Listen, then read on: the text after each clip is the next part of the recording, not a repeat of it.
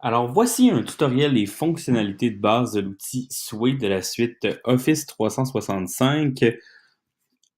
L'outil Sway est un outil de présentation interactive. C'est à la croisée des chemins entre un outil de présentation, un outil de récit. Donc, on va l'utiliser dans ce cas-ci dans l'optique de faire un portfolio. Alors, de la façon que ça fonctionne, lorsqu'on est dans l'interface de création, Sway, c'est que ça fonctionne par carte. Donc, si on clique sur le plus ici comme ça, on peut insérer du contenu. La première chose que j'ai faite, moi, c'est que j'ai fait une carte de titre pour pouvoir déjà avoir mon espace de portfolio. Production, on peut écrire également portfolio, comme ça.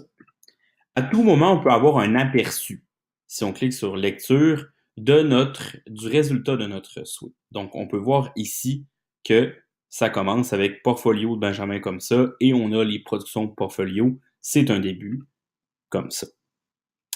Alors, comme j'ai dit, pour ajouter des contenus, on clique sur le plus ici. On peut ajouter un titre, on peut ajouter du texte, des images, des éléments multimédia, donc vidéo, audio. On peut également ajouter un code incorporé, donc les fameux embed. C'est le code incorporé qu'on va mettre ici, ou on peut téléverser tout simplement un fichier à partir de notre ordinateur. Donc, dans ce cas-ci, je vais cliquer sur téléverser et je vais aller chercher mon code de Scratch qui est ici. Je l'insère comme ça. Voici mon programme afin de créer un carré, comme ça ici.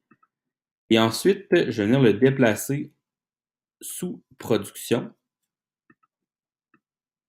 comme ça. Et là, je peux tout de suite aller voir le résultat.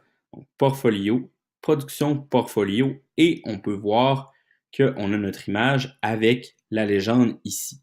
Donc, idéalement, il faudrait toujours demander aux élèves de faire une légende de réflexion, une légende aussi de date d'entrée pour conserver des traces par rapport à la progression de notre élève. Comme ça, on va cliquer sur notre modifier ici. Pour partager notre souhait, on va ici dans l'onglet Partager et c'est ici qu'on peut le partager à des personnes, des membres de notre organisation ou toute personne qui dispose du lien. Je vous conseille de le partager à des personnes spécifiques étant donné qu'on ne veut pas que notre portfolio d'apprentissage soit complètement public, mais ça reste que c'est à vous de décider comme ça. Puis, par rapport aux options de présentation, c'est dans l'onglet Conception. Donc ici, Conception, et c'est ici dans les styles qu'on va pouvoir décider du style, ça le dit, de notre souhait.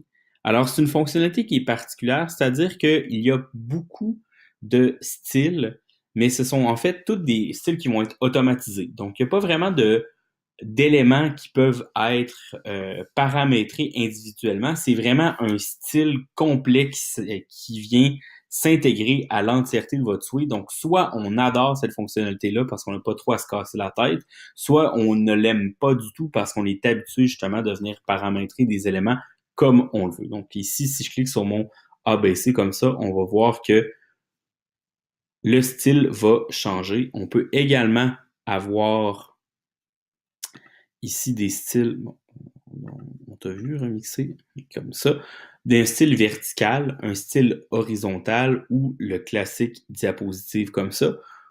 On peut également cliquer sur personnaliser ici pour avoir des styles qui s'adaptent soit à des couleurs ou à une palette de couleurs de notre image principale. Donc, voici les fonctionnalités de base quant à la conception, quant au design. Il y a d'autres fonctionnalités par rapport à l'ajout de contenu ici. Dans les groupes, par exemple, la comparaison, c'est qu'on va mettre deux images comme ça, deux images, et on va pouvoir les comparer en faisant glisser un curseur. Donc, je vous laisse explorer ces fonctionnalités-là.